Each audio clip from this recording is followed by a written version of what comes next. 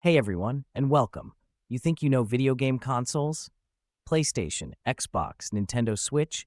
Easy, right? Well, prepare to have your pixels scrambled because today we're taking a deep dive into the other side of gaming history. We're talking about the consoles that time and common sense forgot.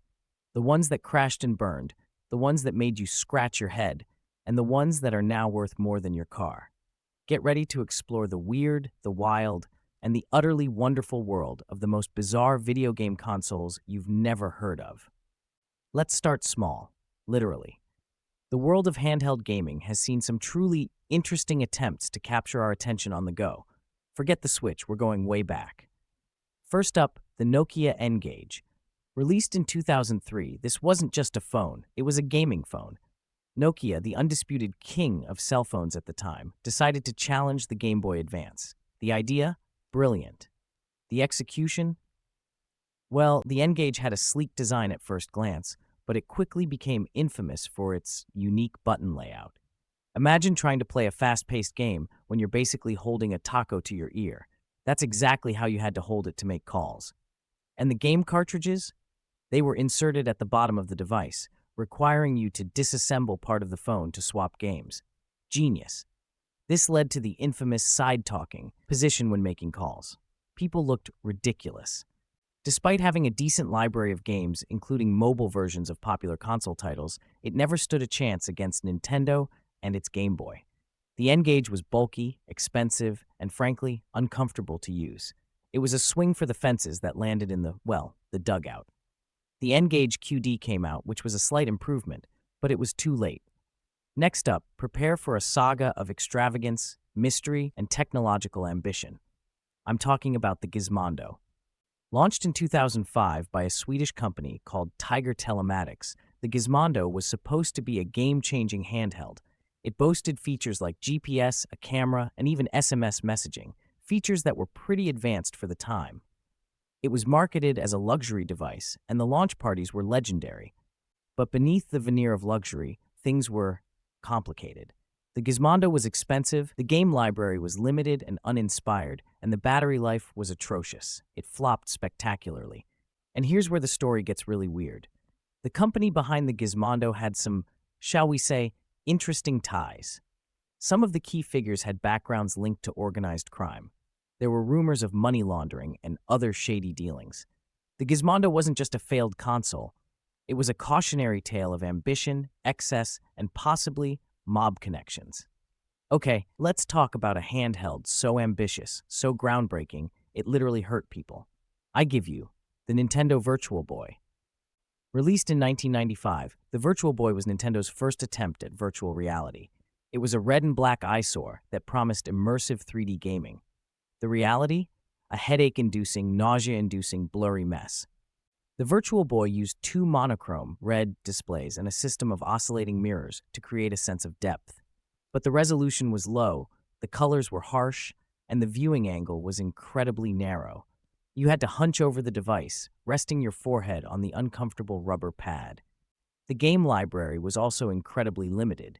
Despite having titles like Mario Clash and Wario Land, the red and black visuals were simply not appealing. The Virtual Boy was a commercial failure, and Nintendo quickly pulled the plug. It's now a collector's item and a testament to the fact that not all innovations are created equal. It also caused a plethora of eye problems for the few that owned it. Now, let's move on to the consoles that tried to break the mold, the ones that said, "We're not like the others," and then promptly disappeared. Apple. They make iPhones, iPads, and video game consoles. Believe it or not, in the mid-90s, Apple decided to enter the gaming market with the Pippin. The Pippin was based on a modified PowerPC architecture and was intended to be a network computer that could also play games. Apple licensed the technology to other companies, with Bandai being the only one to actually release a Pippin console, called the At-World. The Pippin was expensive, underpowered, and lacked a compelling game library. It was also hampered by the fact that it was released at the same time as the PlayStation and the Nintendo 64, which were far more powerful and had much better games. The Pippin was a colossal failure, selling only a few thousand units. The Apple Pippin is a reminder that even the biggest companies in the world can stumble when they venture outside their core competencies. It's also a testament to the power of a strong game library in determining the success of a console. Get ready for a console that promised the future of gaming, but delivered, well, not quite. I'm talking about the 3DO Interactive Multiplayer. The 3DO wasn't actually manufactured by one company. Instead, 3DO Company designed the specifications and licensed them out to other manufacturers like Panasonic, Sanyo, and Goldstar. The idea was to create a unified platform for next-generation gaming. The 3DO was technically impressive for its time.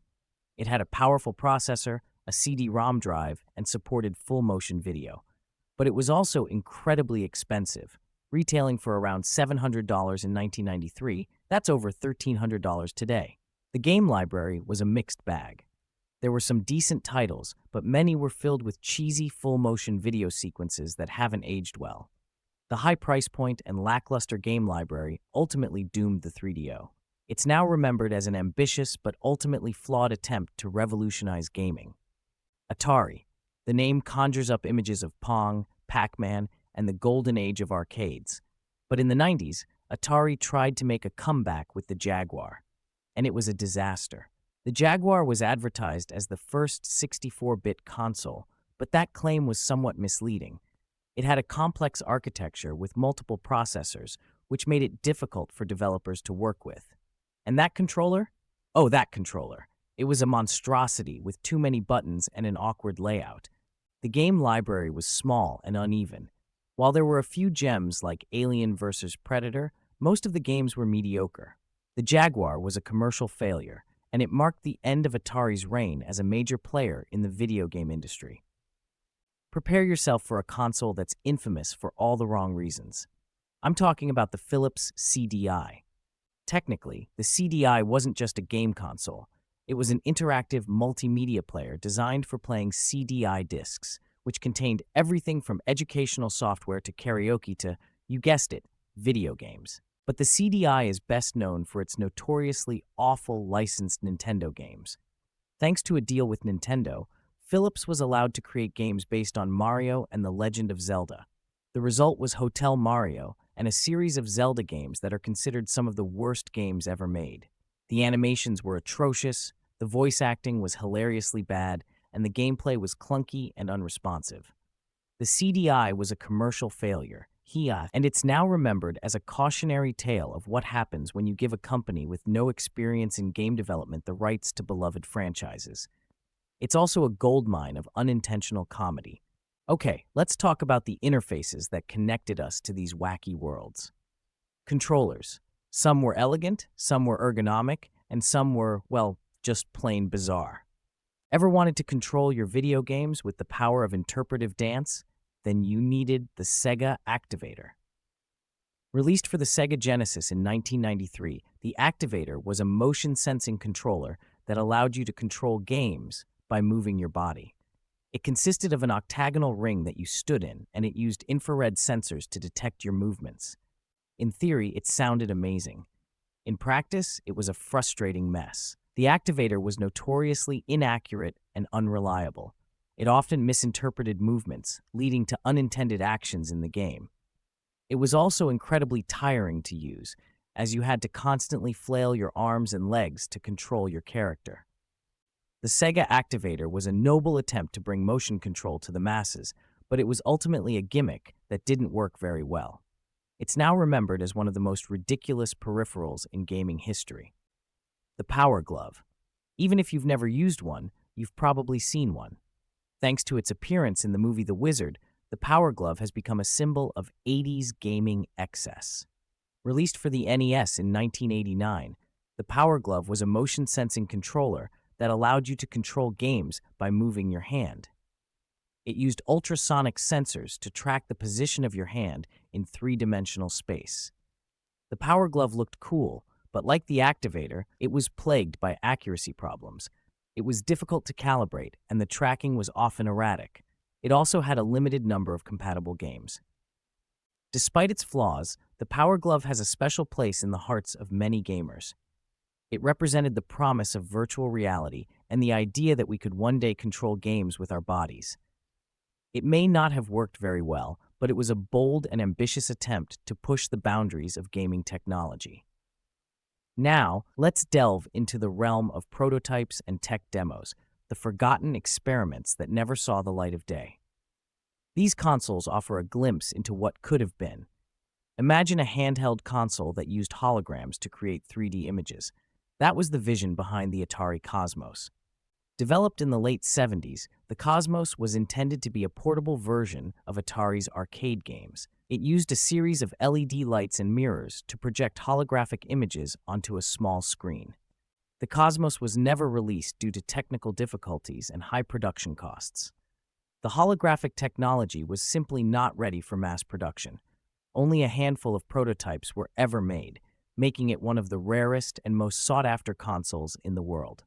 The Atari Cosmos is a reminder that sometimes the technology just isn't there yet. It's also a fascinating glimpse into a road not taken in gaming history. Get ready for a story of collaboration, betrayal, and the birth of a gaming giant. I'm talking about the Nintendo PlayStation. In the late 80s, Nintendo partnered with Sony to develop a CD-ROM add-on for the Super Nintendo. The idea was to allow the SNES to play games from CD-ROMs, which offered much more storage space than cartridges. Sony developed a prototype console called the PlayStation, yes, with a space.